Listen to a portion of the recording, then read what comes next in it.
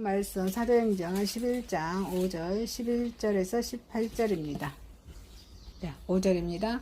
이르되 내가 요파시에서 기도할 때 황홀한 중에 한 상을 보니 큰 보자기 같은 그릇이 네 개에 매어 하늘로부터 내려 내 앞에까지 들여오거든.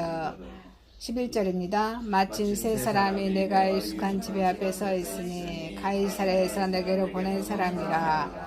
성령이 내게 명하사 아무 의심 말고 함께 가라 하시매 이 여섯 형제도 나와 함께 가서 그 사람의 집에 들어가니 그가 우리에게 말하기를 천사가 내 집에 서서 말하되 네가 사람을 요파에 보내어 베드로라 하는 시몬을 청하라.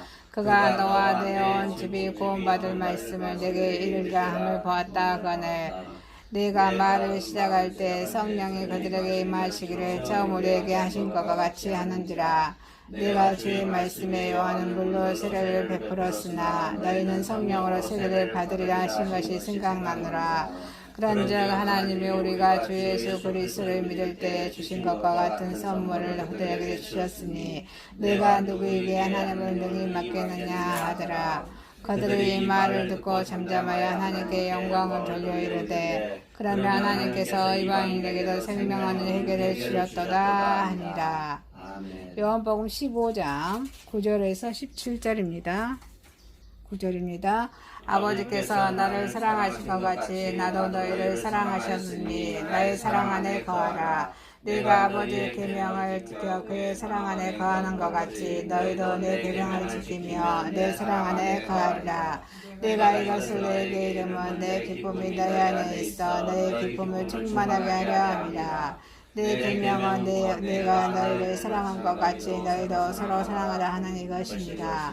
사람이 친구를 위하여 자기 목숨을 버리며 이보다 더 큰 사랑이 없나니 너희가 명하는 대로 하면 곧 나의 친구라. 이제부터는 너희를 종이라 하지 아니하리니 종은 주인이 하는 것을 알지 못합니다. 너희를 친구라 하였노니 내가 내 아버지께 들은 것을 다 너희에게 알게 하였습니다.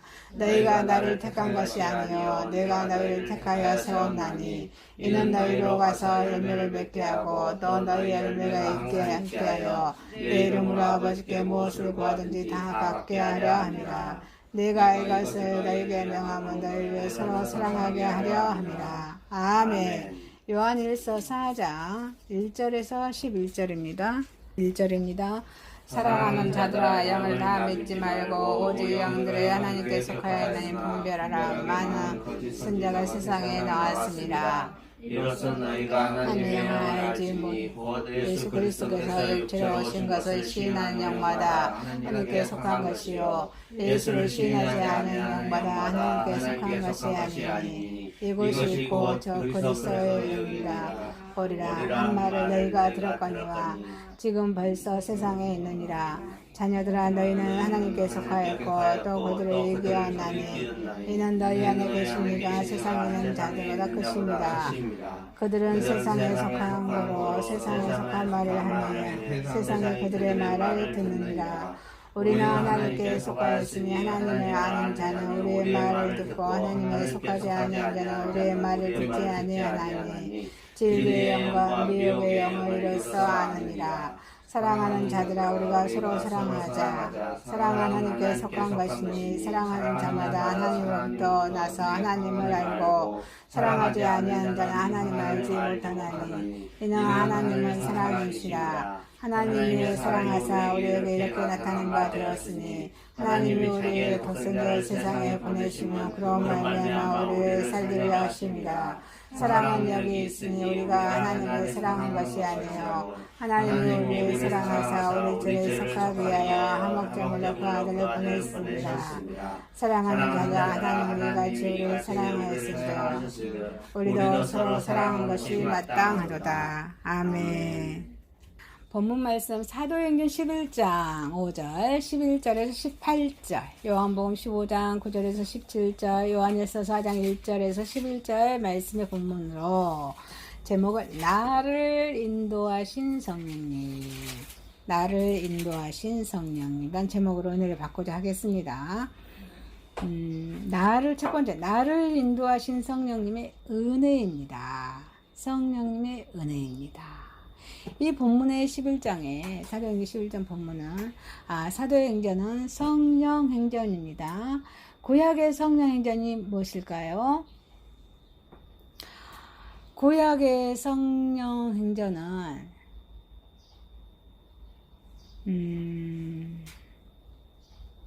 구약의 성령행전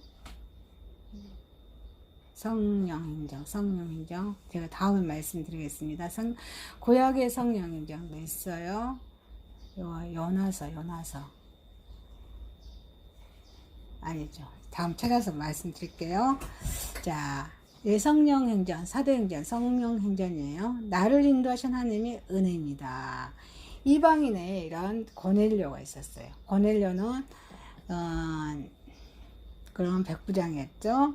이 고넬료가 이방인이 이 고넬료가 이 사도 베드로에게 세례를 받고 하나님의 자녀가 된 이 사건은 유대인으로서는 어때요? 기독교인이 된 사람에게는 아주 충격적인 이런 사건입니다. 자, 이방인이 기독교인이 되려면 먼저 어떻게 해야 될까요? 할례를 받고 율법을 지켜야만 된다고 이렇게 생각하기 때문에 아주 기독교인이 된다는 것은 아주 있을 수 없는 일이었어요.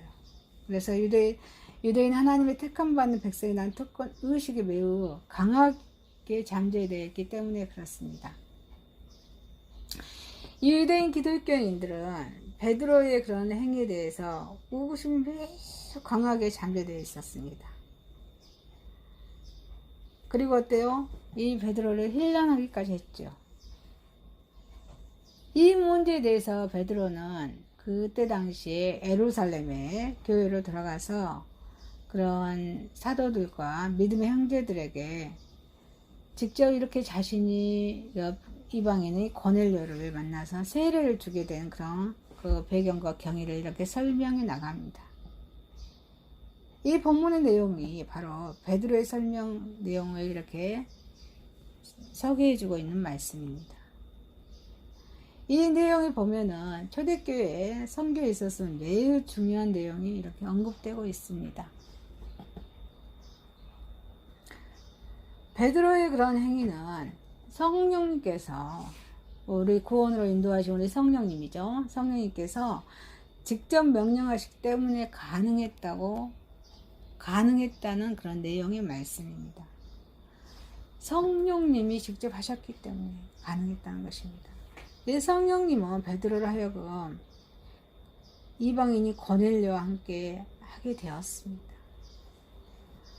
그리고 어떻습니까? 세례를 주도록 하였다는 것입니다. 이 베드로의 설명을 들어 예루살렘 교회의 성도들은 새로운 깨달음을 얻었습니다.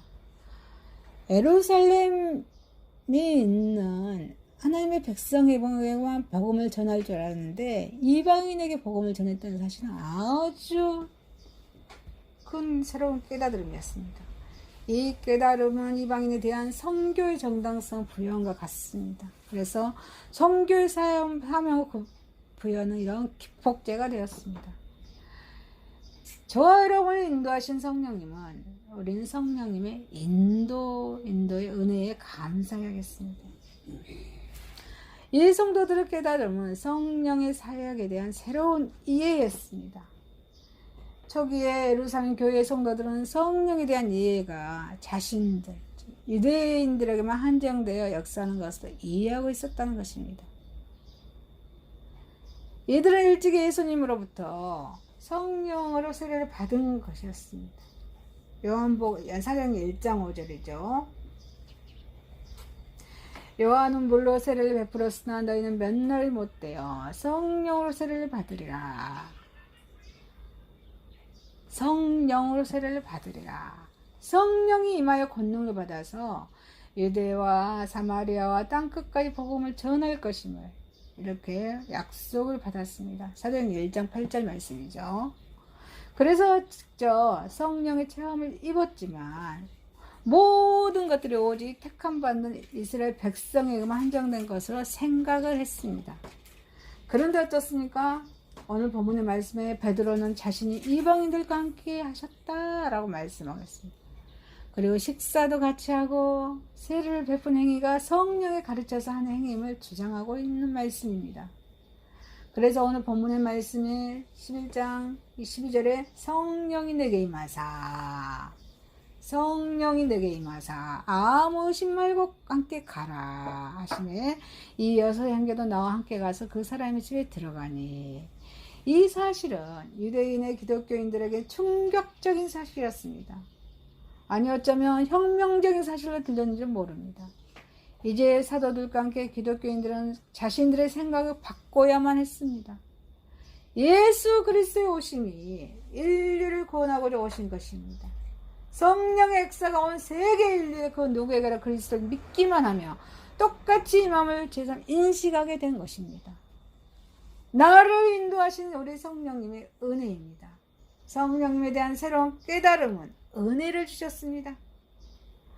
성령님의 역사에 대한 새로운 깨달음은 성도들로부터 하나님께 대한 믿음과 영광을 돌리게 했습니다. 이 본문의 17절 하반절에 누구간데 하나님을 능히 맡겠느냐, 또 18절 상반절에 저희가 이 말을 듣고 잠잠하여 하나님께 영광을 돌려가로되, 이 말씀에서 성도들의 믿음의 전환을 발견할 수 있습니다.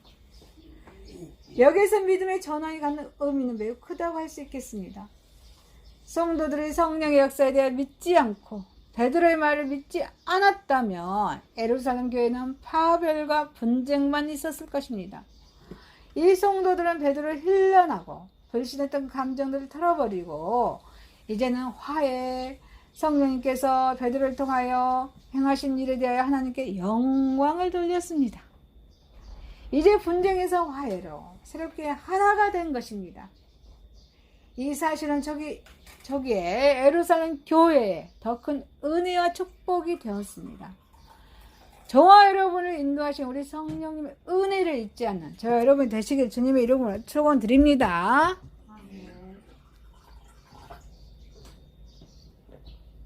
두 번째입니다. 나를 인도하신 성령님께서 저와 여러분의 지위를 격상시켜 주십니다.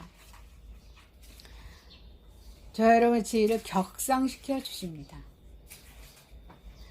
자기를 낮추어 이 땅의 종으로 오신 우리 예수님. 예수님이 이제 자신의 모든 사역을 이 본문에서 15장에서 말씀해 주고 있습니다. 마감하는 시점입니다. 그래서 이 제자들의 지위를 격상시켜 주십니다. 너희를 어때요? 이제 친구라 하리라. 제자들을 종의 지위에서 친구의 지위로 높여주시는 것입니다. 이 말씀에서 보면은 이 격상이 단순히 지위의 격상만 의미하지 않으면 쉽게 우리가 알 수 있습니다. 지위에 있어서, 지식에 있어서, 그리고 능력과 사명에 있어서의 그런 격상입니다. 저와 여러분을 인도하시는 성령님께서 저와 여러분의 지위를 격상시켜 주십니다. 우리를 어때요? 저와 여러분 친구라 하였노니. 이 제자들의 격상이 무엇보다 지혜의 격상임을 가르쳐주는 것입니다. 말씀입니다. 그래서 요한복음 1장 12절에 영접하는 자 곧 그의 이름을 믿는 자에게는 하나님의 자녀가 되는 권세를 주셨으니, 로마서 8장 14절에 로마서 8장은 가장 우리 육체로 말하면 심장과 같은 그런 장입니다. 무릇 하나님의 영으로 인도함을 받은 그들은 곧 하나님의 아들이라. 모든 인간은 우리 아담 안에 있었습니다. 아담이 범죄하지 않았다면 전 인류는 영혼의 생명을 누리며 하나님과 교제하며 살았을 것입니다. 그런데 어때요? 아담은요, 하나님께 범죄했습니다. 아담이 범죄함으로써 그 안에 있는 모든 인간 단순히 피조물이 아니라 죄인이 되었습니다. 예수님께서 이 땅에 오셔서 그 십자가의 모든 죄인을 품으셨습니다. 예수님의 그 품 안에 있는 모든 인간은 예수님께 순종함으로써 죄의 자리에서 의인의 자리로 옮기게 되었습니다. 의인이 되되 단순히 과거 아담의 범죄 이전의 상태로 환원된 것은 아닙니다. 그 지위가 피조물의 지위에서 예수 그리스도와 함께하는 그런 지위로 격상되었다는 것입니다. 종의 이치에서 자녀의 이치로 격상된 것입니다. 그래서 로마서 5장에 16절 말씀하십니다. 사도 바울은 이러한 변화를 설명하기를 이 선물은 범죄 한 사람으로 말미암은 것과 같이 아니하니라고 말씀하고 계십니다. 이렇게 저와 여러분을 인도하신 우리 성령님께서는 지식을 또한 격상시켜 주십니다.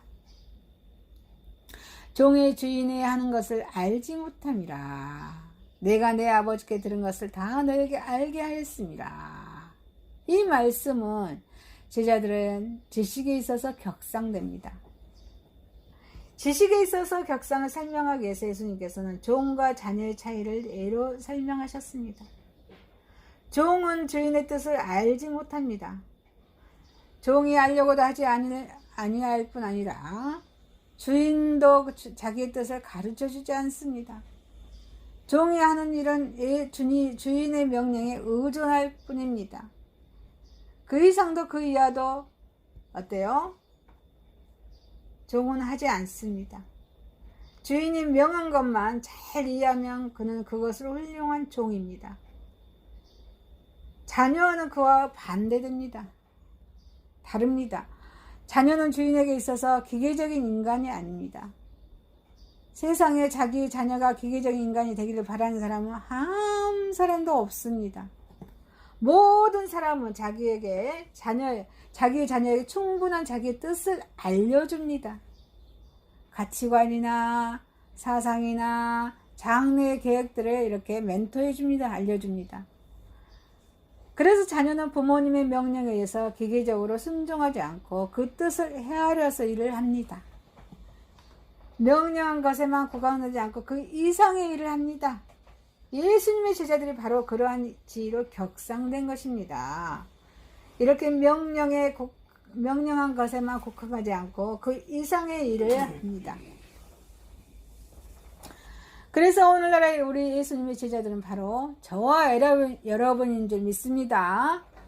천사들도 살펴보기를 바라는 그것을 우리는 성경을 통하여서 압니다. 그것이 저와 여러분이 성경을 통해서 알아간 줄 믿습니다. 저와 여러분이 인도하시는 우리 성령님께서는 능력을 또한 격상시켜 주십니다. 능력을 격상시켜 주십니다. 제자들은 능력에 있어 지위가 격상되었습니다. 능력에 있어서 지위가 격상되었습니다. 요한복음 14장 12절에 나를 믿는 자는 나의 하는 일을 저도 할 것이요 또한 이보다 더 큰 것도 하리니 라고 말씀하십니다. 마태복음 28장 18절에 하늘과 땅의 모든 권세를 내게 주셨으니 우리가 이 말씀 행할 때 하늘과 땅의 모든 권세 주셨다고 말씀하십니다. 만일 어떤 지위가 주어졌는데도 그에 따른 실권이 주어지지 않는다면 그 자리는 있으나마나 하는 자리입니다. 사회에는 그러한 자리가 많습니다. 그러나 하나님의 자녀는 그러한 지위가 아닙니다. 그에 따르는 권세가 주어진 것입니다. 많은 사람들이 그 권세를 활용하지 못할 뿐입니다. 이 권세에 대해서 예수님께서는 여러 곳에서 여러 번 말씀하셨습니다. 마가복음 9장 23절에도 믿는 자에게는 능치 못할 일이 없느니라. 요한복음 15장 7절에 온 본문 말씀에 너희가 내 안에 거하고 내 말이 너희 안에 거하며 무엇이든지 원하는 대로 구하라. 그러면 이루리라. 라고 말씀하십니다. 저와 여러분을 인도하신 우리 성령님께서 사명을 또한 결성시켜 주셨습니다. 아멘이십니까? 저와 여러분을 인도하신 우리 성령님께 지위와 사명을 결성시켜 주시며 감사하는 저와 여러분이 되시길 주님의 이름 축원드립니다. 아멘. 자, 세 번째입니다. 나를 인도하신 우리 성령님께서 영분별을 주셨습니다. 영분별을 주셨습니다. 영분별을 주셨습니다. 자, 이 영이란 말은 저와 여러분이 많이 사용하는 영어입니다. 매우 납득하기 어려운 말입니다. 이 본문에서 온갖 신비를 다 담고 있는 그 말을 그리스어 결부시켜 풀이함으로써 영에 대한 바른 이해를 우리를 이끌어 줍니다. 영적인 존재로서 우리는 어떤 영을 받았는가, 바른 영을 어떻게 판단할 수 있는지 함께 우리가 봅시다. 이게 분별이 있어야 될 줄 믿습니다. 저 여러분 인도하신 우리 성령님께서 영분별을 주셨습니다. 우리는 영적인 인간입니다. 아멘이십니까? 우리의 영적인 아버지는 하나님이십니다. 구원을 계획하신 하나님이십니다. 아멘이십니까? 창세기 2장 7절입니다. 여호와 하나님이 흙으로 사람을 지으시고 생기를 그 코에 불어 넣으시니 사람이 생명이 된지라. 사람은 자기가 나온 근원을 밝히지 않고 절대로 자기 존재의 의의나 가치, 살아가야 할 삶의 방향을 정하지 못합니다. 자기의 출처와 근원이 규명된 뒤에야 인간은 자기 존재의 의의와 가치를 깨닫고 앞으로 살아갈 삶의 방향도 설정하게 된 것입니다. 하나님 말씀의 성경은 인간의 출처와 근원을 하나님으로부터 밝힙니다. 하나님으로부터 밝힙니다. 아멘이십니까? 가히 충격적인 선언은 아닐 수 없습니다. 이 선언으로 인해 돈 몇 푼을 위해서 사람을 위해서 죽이고 짓밟고 억압하고 쾌락에 탐이기 위해서 죄를 마다하지 않는 우리 인간이 일거의 신적인 신분을 띄워오르기 때문입니다. 이 말씀은 인간 세계에 혁명을 가져왔습니다. 하나님 말씀은 인간 세계에 혁명을 가져왔습니다. 인간 모두 평등합니다. 아멘이십니까? 고귀한 존재라는 인식을 심어주었습니다.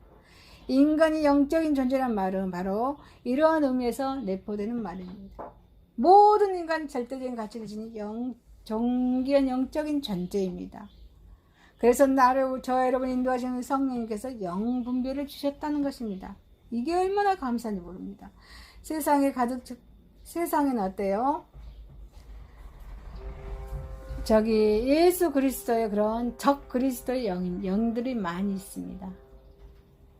그리스도를 가장하는 적 그리스도의 영입니다. 그래서 고린도후서 11장 14절에 이것이 이상한 일이 아니라 사단도 자기 광명의 천사로 가장하나니, 사단도 광명한 천사로 가장합니다. 영적인 성도를 이 세상을 살아가기 원하는 자들에게 내주시는 경고의 말씀입니다. 그래서 많은 사람들이 영적으로 살아가기를 원하지만 자주 빗나가는 것은 이 세상에 가득한 그런 적 그리스도의 영이기 때문입니다. 이 초대교회 당시에는 율법주의적 기독교, 영지주의로 가득 찼던 적 그리스도의 영이 시대의 변천에 따라서 다른 모양으로 나타나고 있습니다. 오늘날도 여러 모양으로 우리 가운데 존재하고 있습니다. 문제는 이 적 그리스도의 영이 그리스도의 영보다 훨씬 영적인 모습으로 가장하고 나타나기 때문에 성도들은 쉽게 유혹된다는 것입니다. 여러분, 적 그리스도는 과장합니다. 광명한 천사처럼 과장합니다. 교회도 희양찬란하게 그 예수님 오신 것처럼 과장해서 예배를 드립니다.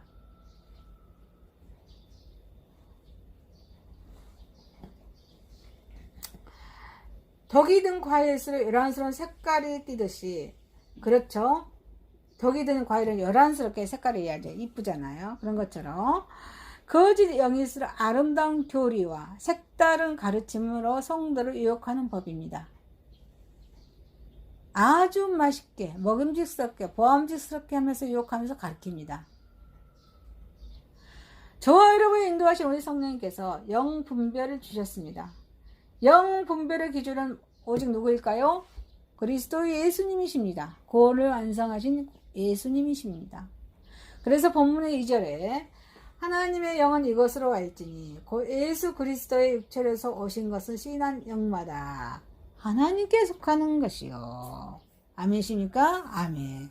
하나님께 속하였다라고 말씀하고 계십니다. 이 말씀은 이단을 일일이 찾아다니며 연구할 수 없는 우리에게 영을 분별할 수 있는 기준을 제공한 중요한 말씀입니다. 이 초대교회 당시의 영지주의를 비롯한 여러 이단들의 특징은 잘못된 그리스도를 가지고 있다는 것입니다. 적 그리스도의 영은 말 그대로 그리스도를 대적하는 영입니다. 아무리 경호에 이장할지라도 궁극적으로 그리스도를 격화시키거나 애곡시키는 일을 함으로써 자기의 미각을 드러내는 것이 적 그리스도의 영인 것입니다. 저와 여러분을 인도하신 우리 성령님께서 영 분별은 그리스도 예수님께 있음을 감사하는 저와 여러분 되시기를 주님의 이름으로 축원드립니다. 말씀을 마치겠습니다. 나를 인도하신 성령님의 은혜입니다. 나를 인도하신 성령님께서 지혜를 격상시켜 주십니다. 나를 인도하신 성령님께서 영분별을 주셨습니다. 기도드리겠습니다. 하나님 아버지, 나를 인도하신 성령님의 은혜에 감사드립니다. 우리를 인도하신 성령님께서 지혜를 격상시켜 주심에 감사드립니다. 우리를 인도하신 성령님께 영분별은 그리스도 예수님께 있음을 알고 저 그리스도의 영에 미혹되지 않게 하여 주옵소서. 예수님의 이름으로 기도드리옵나이다. 아멘.